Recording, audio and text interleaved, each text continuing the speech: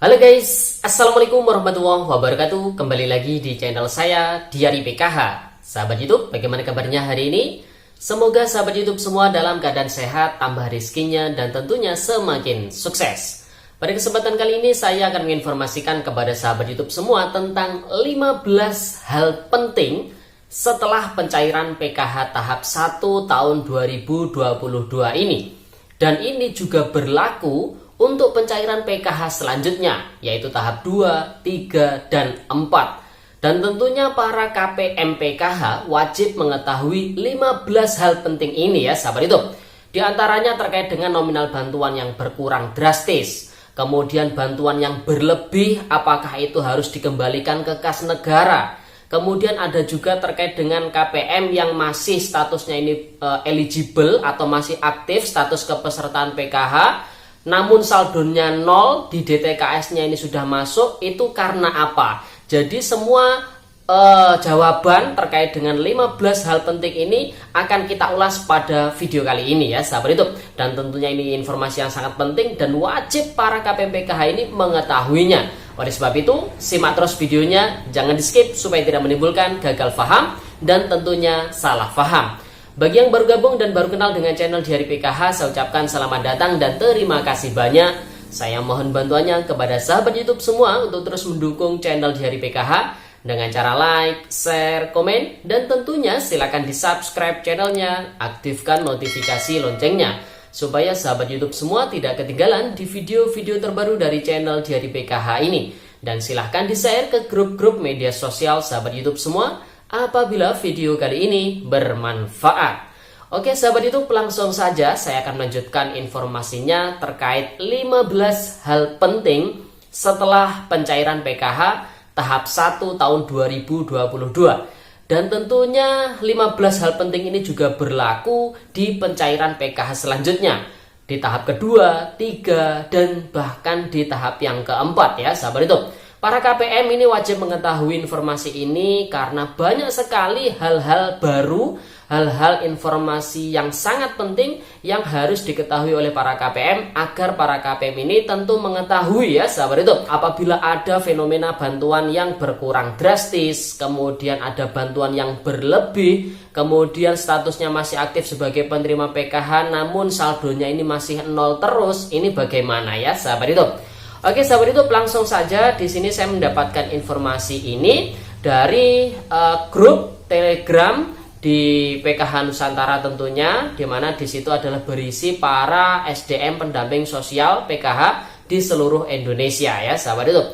Dan tentunya 15 hal penting ini berdasarkan pencairan PKH tahap 1 tahun 2022 ini. Banyak sekali kejadian-kejadian, banyak sekali hal-hal penting yang harus dikulas pada video kali ini dan tentu harus ada evaluasi ya sahabat itu.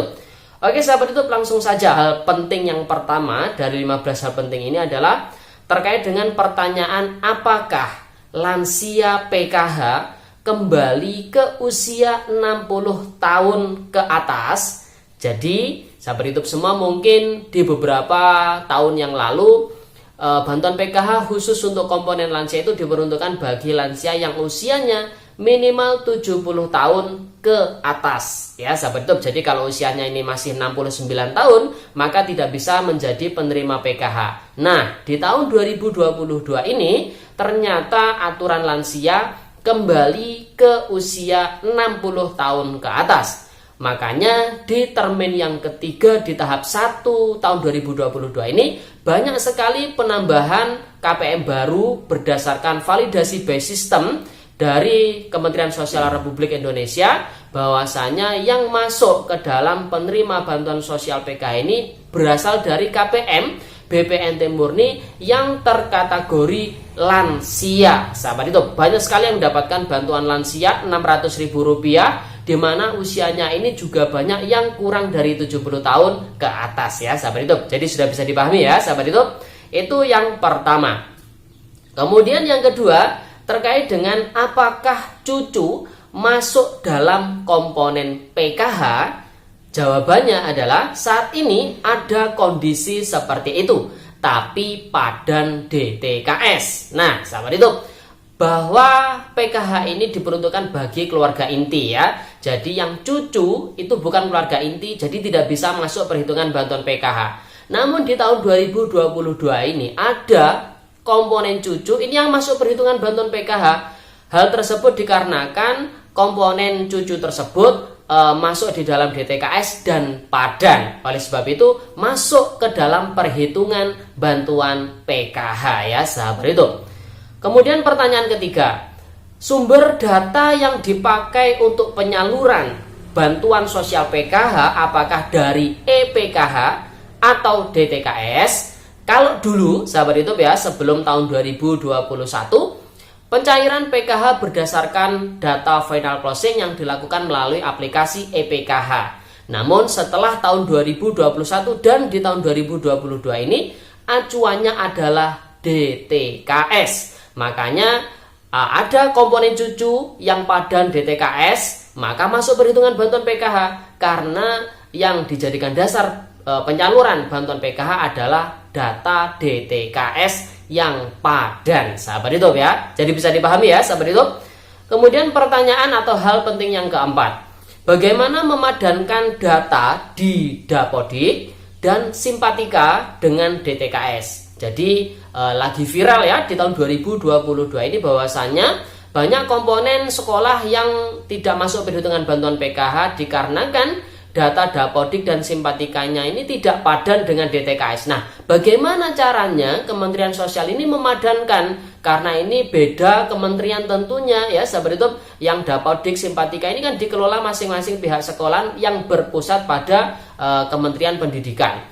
Nah, sahabat YouTube, jawabannya adalah DTKS dipadankan atau diadu datanya atau dilingkan langsung dengan Dapodik. Jadi ada yang digunakan ini link ya sahabat YouTube. Jadi dilingkan, dipadu-padankan, dicocokkan antara data yang ada di DTKS dan juga Dapodik sahabat YouTube. Kemudian berikutnya hal penting yang kelima, apakah bansos yang nominalnya ini berlebih dan sudah diterima oleh KPM harus dikembalikan ke kas negara?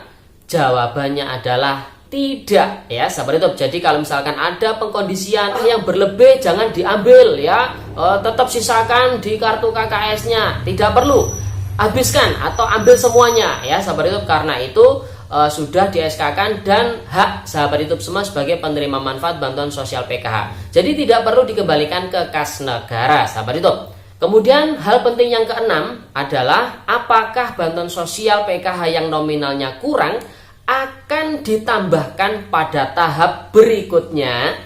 Jawabannya kurang berarti ada yang tadinya padan menjadi tidak padan atau tidak padan Dapodik. Jadi pertanyaannya, jawabannya ya sekitar itu. Ada yang tidak padan DTKS ya, si komponen ini tadi, atau data di Dapodik kalau si yang bersangkutan ini sekolah. Mungkin ada yang tidak padan ketika dicocokkan dengan DTKS ya, data Dapodiknya sahabat itu. Kemudian hal penting yang ketujuh, kapan EPKH akan diaktifkan kembali? Jadi banyak sekali para pendamping sosial ini yang kelimpungan, yang bingung menjawab pertanyaan para KPM terkait dengan kenapa bantuannya ini masih belum juga cair ya sahabat itu. Sedangkan dulu acuannya adalah EPKH dan saat ini EPKH tidak bisa digunakan. Nah ini terus kapan EPKH ini bisa digunakan lagi, bisa dijadikan acuan lagi sama pendamping? Jawabannya adalah semua pemutakhiran dilakukan pada DTKS. Jadi jawabannya tetap DTKS sahabat itu. Kemudian hal penting yang ke-8, kapan SDM PKH bisa melakukan pemutakhiran data di DTKS? Jawabannya adalah kalau proses migrasi sudah selesai. Jadi hingga saat ini pendamping sosial PKH itu tidak bisa melakukan akses secara penuh ke dalam DTKS, merubahnya terkait dengan apabila ada perubahan data di lapangan sahabat itu.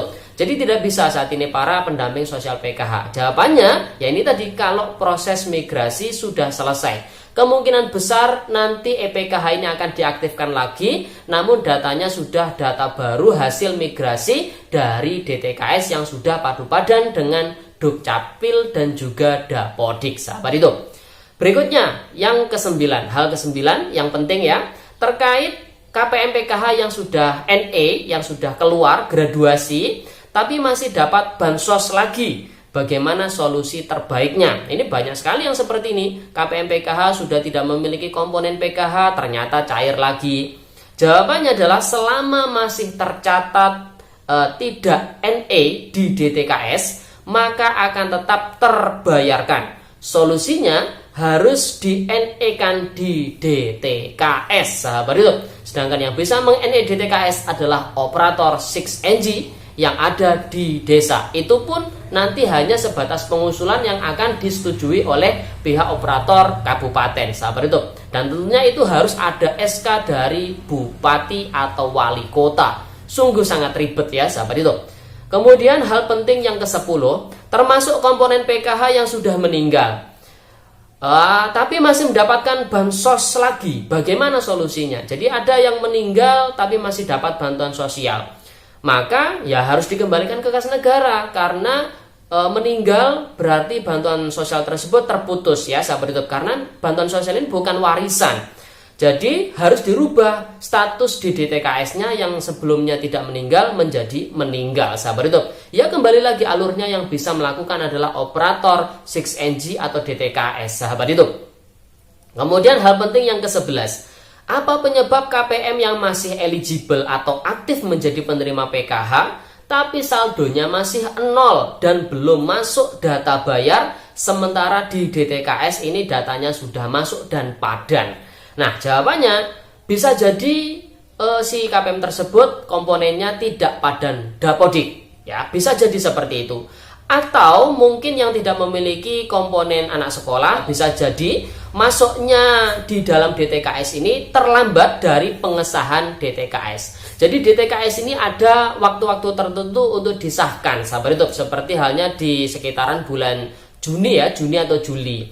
Nah, sahabat YouTube semua, kalau lebih dari tanggal pengesahan jadi terlambat masuknya ke dalam DTKS, maka ya tidak masuk perhitungan bantuan PKH atau tidak cair bantuan PKH-nya karena memang terlambat atau sesudah dari tanggal pengesahan DTKS tersebut, sahabat itu. Kemudian hal penting yang ke-12 terkait dengan komponen sudah masuk KK dan masuk DTKS tapi belum terhitung komponen. Bagaimana memperbaikinya? Ini banyak sekali yang seperti ini. Utamanya adalah anak balita ya, sahabat itu. Nah, jawabannya kapan masuknya? Jika masuknya sesudah disahkan DTKS, maka ya harus menunggu pengesahan DTKS selanjutnya. Jadi semuanya ribet ya, sahabat itu. Kemudian hal penting yang ke-13 terkait KPM yang sudah NE atau graduasi dan sudah dihapus dari DTKS tapi masih keluar di SP2D atau data bayar. Bagaimana cara meng-NE-kannya? Apakah mengubah DTKS sudah ada surat dari bupatinya juga ke Pusdatin sebagai pengesahan? Jadi kemarin kan gembar-gembornya pendamping PKH ini bisa melakukan verifikasi kelayakan. Artinya ketika ada KPM yang sudah NE ya, sahabat itu, yang sudah tidak memiliki komponen PKH, agar tidak cair lagi harus tidak ditidaklayakkan atau harus ditidaklayakkan di 6NG atau DTKS-nya. Nah, ternyata jika hal tersebut dilakukan, proses ditidaklayakkan itu tidak ada embel-embel surat pengesahan dari bupati atau wali kota yang ditembuskan ke pihak Pusdatin, ya percuma. Jadi tidak ada efeknya, sahabat itu ya. Jadi harus ada tanda tangan pengesahan dari bupati atau wali kota supaya yang bersangkutan tersebut, KPM yang sudah tidak memiliki komponen PKH atau yang sudah graduasi, supaya tidak masuk data bayar lagi, sahabat itu. Kemudian hal penting yang ke-14 terkait dengan berapa jumlah maksimal bantuan sosial PKH per tahap atau per tahunnya. Jadi saat ini tidak melihat maksimal, yang dilihat adalah kebutuhan realnya, sahabat itu ya. Jadi berapapun bantuan itu diberikan ya terserah dari Kementerian Sosial Republik Indonesia. Jadi tergantung kebutuhan real dari keluarga penerima manfaat tersebut, sahabat itu. Kemudian hal penting yang terakhir yang ke-15 adalah berapa komponen PKH yang masuk dalam perhitungan bantuan sosial PKH. Nah, kalau ini masih tetap ya, jadi maksimal yang bisa masuk perhitungan bantuan PKH adalah 4 anggota keluarga, sahabat hidup. Jadi yang bisa masuk perhitungan bantuan PKH adalah 4 anggota keluarga saja, sahabat hidup. Oke, sahabat hidup, jadi itu 15 hal penting yang wajib diketahui oleh para KPM PKH. Tentunya ini akan berlaku seterusnya ya, sahabat hidup, hingga tahap yang terakhir dan bahkan nanti masuk di tahun anggaran yang baru di tahun 2023, sahabat hidup.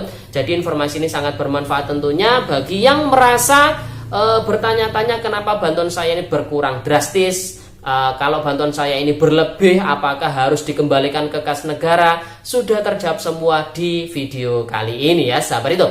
Oke, sahabat YouTube, itu informasinya. Semoga videonya bermanfaat. Sampai jumpa di video terbaru di channel Diari PKH yang akan datang. Sampai jumpa. Salam PKH. Wassalamualaikum warahmatullahi wabarakatuh.